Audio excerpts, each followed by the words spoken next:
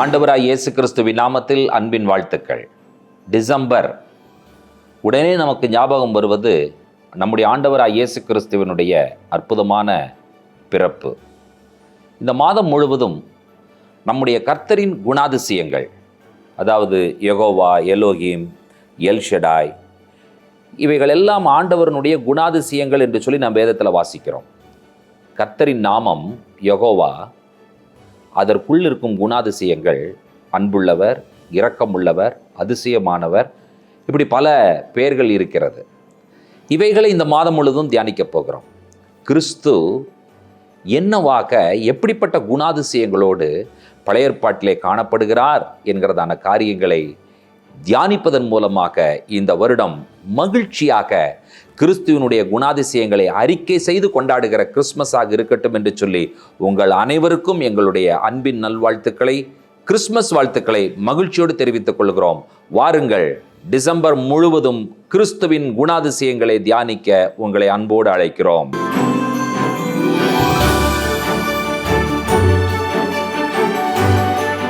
ஆண்டவராய் இயேசு கிறிஸ்துவின் நாமத்தில் அன்பின் வாழ்த்துக்கள். எனக்கு ஒரு தேவன் இருக்கிறார், அவரை எலோகே டெகலட்டி என்று நான் அழைக்கிறேன். எலோகே என்று சொல்லும் பொழுது அவர் தேவன், காட் என்று சொல்லி பொருள். தெகிலா அப்படின்னா பிரைஸ், துதி. டெகிலட்டி என்று சொல்லும் பொழுது என் துதி, மை பிரைஸ். அப்போ என்னுடைய ஆண்டவர் யார்? என் ஸ்தோத்திரத்தின் தேவன் அல்லது என்னுடைய துதியின் தேவன்.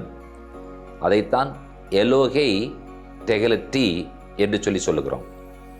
இப்போ நம்ம என்ன சொல்லணும்னு சொன்னால், நான் துதிக்கிறேன் என்று சொன்னால் என்னுடைய துதி ஒரே ஒருவருக்கு மட்டும்தான். என்னுடைய ஸ்தோத்திரங்களுக்கு அவர்தான் தேவன், என்னுடைய துதிக்கு அவர்தான் தேவன்.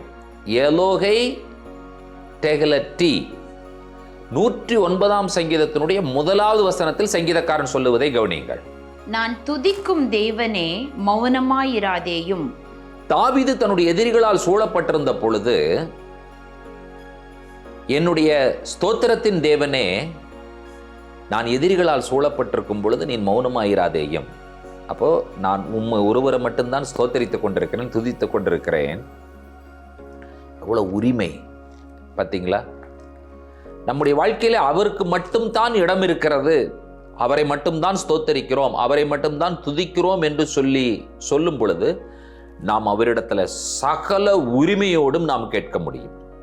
அவர் என்ன சொல்றாரு பாருங்க, என் ஸ்தோத்திரத்தின் தேவனே எலோகே டெகலட்டி அப்படின்னு சொல்லி அழைச்சிட்டு அவர் சொல்றாரு, நீங்க மௌனமா இருக்கக்கூடாது. காரணம் என்னன்னா, நான் சத்துருக்களால் சூழப்பட்டிருக்கிறேன். நீங்க கண்டிப்பா வேலை செய்யணும், இறங்கி கிரியை செய்ய வேண்டும் என்று சொல்லி அவர் சொல்லுகிறதை நீங்கள் கவனிக்கிறீர்கள். நம்முடைய தேவன் ஒருவர். அப்ப எனக்கு ஒரு தேவன் இருக்கிறார், அவர் என்னுடைய ஸ்தோத்திரங்களுக்கு அவர் மட்டும்தான் தேவன்.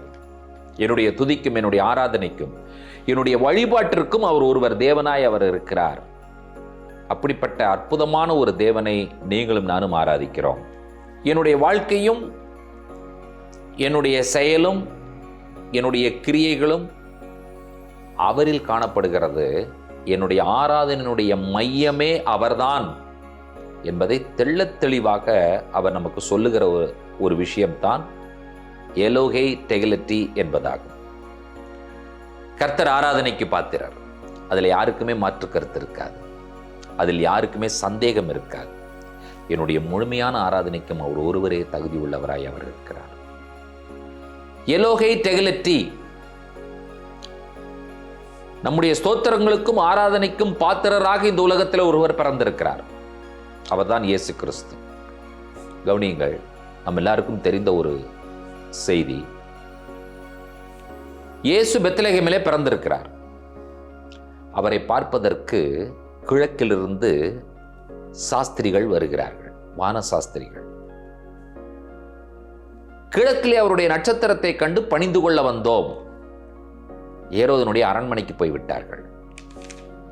கிறிஸ்து இங்கே பிள்ளைப்பா, அவரை நீங்கள் ஆராதித்தால், கண்டுபிடித்தால் எனக்கும் வந்து சொல்லுங்க, நானும் போய் தொழுது கொள்ளணும். இவர்கள் கிறிஸ்துவை பெத்லகேமிலே கண்டுபிடிக்கிறார்கள். பிள்ளை இருந்த வீட்டிற்குள் நுழைந்து தாங்கள் கொண்டு வந்த பொக்கிஷங்கள், பொன், வெள்ளைப்போளம், தூபவர்க்கம், இவைகளெல்லாம் அந்த குழந்தைக்கு முன்பாக வைத்து சாஷ்டாங்கமாய் விழுந்து பணிந்து கொண்டார்கள், தொழுது கொண்டார்கள். அவ்வளோ பெரிய வானசாஸ்திரிகள். ஆனால் கிறிஸ்து யார்? அவர்களுக்கெல்லாம் தேவன், தேவாதி தேவன், கர்த்தர், ரட்சகர். காணிக்கைகளை செலுத்தி சாஷ்டாங்கமாய் விழுந்து பணிந்து கொண்டார்கள். மரியாள் இவைகளெல்லாம் உன்னிப்பாய் கவனித்துக் கொண்டிருக்கிறார். அவருக்கு உள்ளத்தில் ஆனந்த சந்தோஷம். இந்த உலகத்தின் இரட்சகருக்கு நான் பிறப்பை கொடுத்திருக்கிறேன் என்று சொல்லி, எல்லா ஜனங்களும் ஆராதிக்கிற ஒரு ஆராதனையின் தேவனுக்கு நான் பிறப்பை கொடுத்திருக்கிறேன். அந்த கிறிஸ்து நம்முடைய உள்ளத்திலே பிறந்திருக்கிறாரா? நம்முடைய இருதயமாகிய பலிபீடத்திலே அவரை ஆராதிக்கிறோமா? என் ஸ்தோத்திரங்களுக்கு நீர் ஒருவர் தான் தேவன் என்று சொல்லி சொல்ல முடியுமா? கிறிஸ்து பிறப்பை மகிழ்ச்சியோடு கொண்டாடுகிறோம். ஆனால் அந்த மகிழ்ச்சி எதிலே இருக்கிறது என்று சொன்னால், எலோகே டெகிலட்டி என்று சொல்லுகிற அந்த அறிக்கையில் இருக்கிறது. அது என்ன அறிக்கை? என் ஸ்தோத்திரத்திற்கு பாத்திரராய் இந்த உலகத்தில் நீர் பிறந்திருக்கிறீர். என்னுடைய ஆராதனைக்கு பாத்திரராய் இந்த உலகத்தில் நீர் பிறந்திருக்கிறீர்.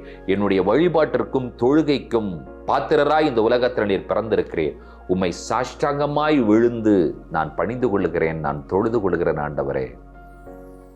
பாத்திரர் யெகோவா, பாத்திரரே தேவ ஆட்டுக்குட்டி, பாத்திரரே மகா உன்னத தேவன். என்னுடைய ஸ்தோத்திரங்களும் என்னுடைய ஆராதனையும் வேறு யாருக்குமே இல்லை. நீங்கள் ஆராதிக்கும் பொழுது அவரை நீங்கள் உரிமையோடு கூட, ஆண்டவரே கிரியை செய்யுங்க, என்னுடைய வாழ்க்கையில காப்பாற்றுங்க, என்னை ஆசீர்வதிங்க என்று சொல்லி கேட்க முடியும். உங்களுடைய உள்ளத்தில் அவருக்கு மட்டும்தான் இடம் இருக்கிறதா? கிறிஸ்து 2000 ஆண்டுகளுக்கு முன்பாக இந்த பூமியில பிறந்தார் என்பது சந்தோஷமான செய்தி. ஒவ்வொரு நாளும் என்னுடைய உள்ளத்திலே, நம்முடைய உள்ளங்களிலே பிறந்து கொண்டிருக்கிறார் என்பது அதைவிட சந்தோஷமான செய்தி. இன்றைக்கும் பிறந்துட்டாரா கிறிஸ்து உங்களுடைய உள்ளத்திலே? அவரை ஆராதிப்பதற்காக ஆயத்தமாகி விட்டீர்களா? நாம் ஒவ்வொரு நாளும் அவரை துதித்து ஆராதிக்கும் பொழுது அவர் நம்முடைய உள்ளத்தில் பிறக்கிறவராய் காணப்படுகிறார். வாருங்கள், என் ஸ்தோத்திரத்திற்கு தகுதியானவரை தொழுது கொள்ளலாம். எலோகே டெகிலட்டி. மகா பரிசுத்தமும் கிருபையும் இறக்கும் நீதி நிறைந்த எங்கள் அன்பின் ஆண்டவரே, இந்த நல்ல அற்புதமான காலை பொழுதிலே எங்கள் ஸ்தோத்திரங்களுக்கு நீர் ஒருவரே தகுதியானவர். நாங்கள் உம்மை மட்டுமே ஸ்தோத்தரிக்கிறோம். ஆகையினால் உம்மிடத்தில் எங்களுக்கு எல்லா உரிமையும் உண்டு. அன்றைக்கு சாஸ்திரிகள் சாஷ்டாங்கமாய் விழுந்து பணிந்து தொழுது கொண்டார்கள். இன்றைக்கு நாங்களும் உம்மை சாஷ்டாங்கமாய் விழுந்து எங்களுடைய வாழ்க்கையை சமர்ப்பணம் செய்து பணிந்து தொழுது கொள்கிறோம். எங்களுக்குள் வாரும், ஒவ்வொரு நாளும் இருந்து கிரியை செய்யும், எங்களை ஆசீர்வதியும், பாதுகாத்து கொள்ளும், பலப்படுத்தும், காப்பாற்றும், வழி நடத்தும். துதி கனமையும் உமக்கே ஏறெடுக்கிறோம். இயேசு கிறிஸ்துவின் வல்லமுள்ள நாமத்தில் வேண்டிக் கொள்கிறோம் பிதாவே. ஆமேன், ஆமேன். நம்முடைய கர்த்தராகிய இயேசு கிறிஸ்துவின் கிருபையும் பிதாவாகி தேவனுடைய அன்பும் பரிசுத்த தேவாவியானவருடைய அந்யோன்ய ஐக்கியமும் சிநேகமும் நம் அனைவரோடும் கூட கர்த்தருடைய வருகை பரியந்தம் நீடித்து நிலைத்திருப்பதாக. ஆமேன், ஆமேன். தேவ கிருபையும் சமாதானமும் பெருகுவதாக. ஷலோம்.